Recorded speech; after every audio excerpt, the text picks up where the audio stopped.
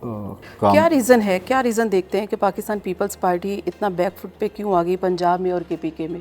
Back foot پہ نہیں ہے، اس میں بہت سی ریزن ہے، اس کے اوپر پھر کبھی اور پروگرام کریں گے. بہت سی ایسی چیزیں ہیں جس پہ جو ہے وہ ہم بتائیں گے. کسی نے ڈیٹیل پروگرام اسی ایشو پہ کر لیں تو پھر میں سمجھتا ہوں کہ وہ یہ پارٹی ایشوز ہے یا پرفارمنس کی وجہ سے ہے؟ پرفارمنس ایشو ہے نہ پارٹی ایشو ہے. دیکھیں پاکستان پیپلز پارٹی واحد جماعت ہے جس نے ہمیشہ جمہوریت میں جو ہے اس ملک کو سپورٹ کیا. آپ 18 امینڈمنٹ دیکھ لیں، کبھی کوئی کسی کو اپنے اختیارات دیتا ہے؟ پریزیڈنٹ زرداری صاحب نے اپنے اختیارات پارلیمنٹ کو دیے، اس ملک کو 18ویں ترمیم دی، NFC ایوارڈ دیا، خیبر پختونخوا کو اپنا نام دیا، امن کے نام پہ آپریشنز کی اور لوگوں کو امن دیا. بلوچستان کی عوام سے انہوں نے جیسی منتخب ہوئے، پہلی دفعہ جب پریزیڈنٹ منتخب ہوئے، بلوچستان کی عوامی سے فیڈریشن کی طرف سے معافی مانگی کہ فیڈریشن نے آپ کے ساتھ زیادتی کیا، لیکن وہ خود اس میں نہیں تھے فیڈریشن میں. تو بہت سی ایسی چیزیں، CPAC کو آپ دیکھیں، بہت سی چیزیں دیکھیں. یہ پاکستان پیپلز پارٹی کا دیا ہوا تحفہ ہے. بے نظیر کم سپورٹ پروگرام کو دیکھیں، 1 کروڑ بینیفیشری اس وقت موجود ہے. تو ایسی چیزیں جو پاکستان پیپلز پارٹی نے بھی کی اور آپ کہتے ہیں کہ جی انہوں نے کوئی وہ نہیں کیا، تو یہ تو بہت سی چیزیں. ہم نہیں یہ کہہ رہے، ہم تو یہ کہہ رہے ہیں مطلب کہ میں پاکستان آپ سے پیپلز مراد پارٹی کو کہ مینڈیٹ عوام نہیں دے رہی، تو اس کی ریزن کیا ہے؟ انشاءاللہ دیکھیں لوگوں نے جن کو مینڈیٹ دیا وہ بھی دیکھ لیں گے، نہیں دیا تو وہ بھی دیکھ رہے ہیں. تو ہم آج بھی کہتے ہیں کہ جہاں پر ہمیں مینڈیٹ ملا ہے سندھ میں، آپ سندھ کو پنجاب، KP، بلوچستان سے کمپیریزن کریں. ہم یہ چاہتے ہیں کہ کوئی اچھی چیزیں ہوں سندھ میں تو آپ اڈاپٹ کر لیں، آپ کی اچھی چیزیں ہوں گی تو ہم اڈاپٹ کر لیں گے.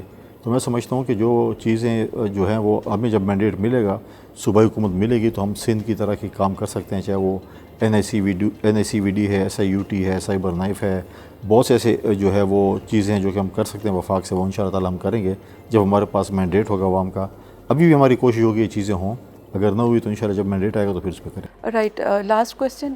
اس وقت 9 مئی کے حوالے سے ایک مطالبہ کیا جا رہا ہے کہ بانی PTI معافی مانگیں، اور اس کے اوپر بلاول بھٹو زرداری صاحب نے بھی یہ کہا ہے کہ مذاکرات کی ٹیبل پر آئیں لیکن معافی کے اوپر کمپرومائز نہیں کیا جائے گا. تو کیا مذاکرات کس طرح سے بانی PTI سے ہو سکتے ہیں؟ لیکن دوسری طرف بانی PTI تو سیاسی جماعتوں کے ساتھ مذاکرات کرنا بھی نہیں چاہتے.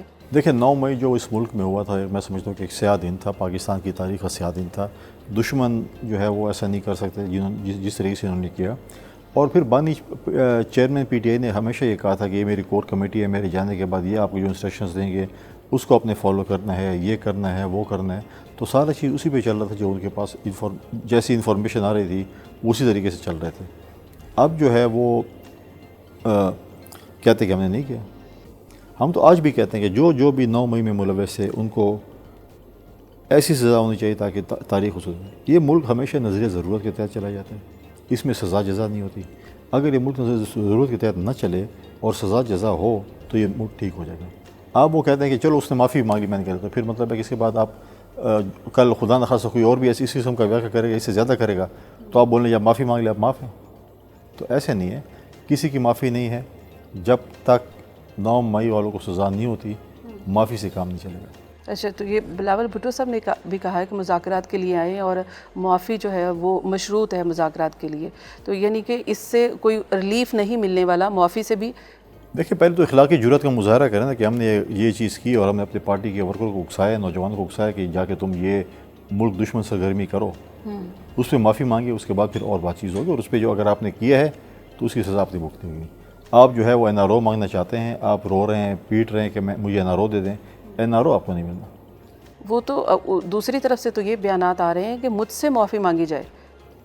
وہ تو دیکھیں ان کے جو اپنا پارٹی کا سابق وفاقی وزیر کہتا ہے کہ ہم آرمی چیف اور DGSI سے وہ کرنا چاہتے ہیں مذاکرات.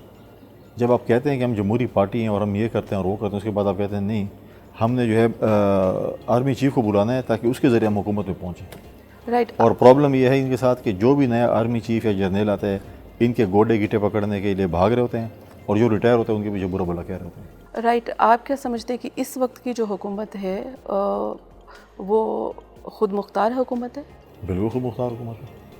اس کرے میں فیصلے، یہ فیصلے جو بھی کیے جا رہے ہیں خود یہ حکومت فیصلے کر رہی ہے. بالکل فیصلے نہیں کر رہی ہے. اسٹیبلشمنٹ کا کوئی رول نہیں ہے. اگر وہ رول ہے ان کے اوپر پریشر تو بتائیں سامنے. ضروری نہیں اس کو ڈپارٹمنٹ کہہ رہا ہوگا سارا کہ آپ ایسے کریں. کوئی شخصیات ہوں گی نا تو آپ سامنے نام لے کر آئیں، پتہ چل جائے گا.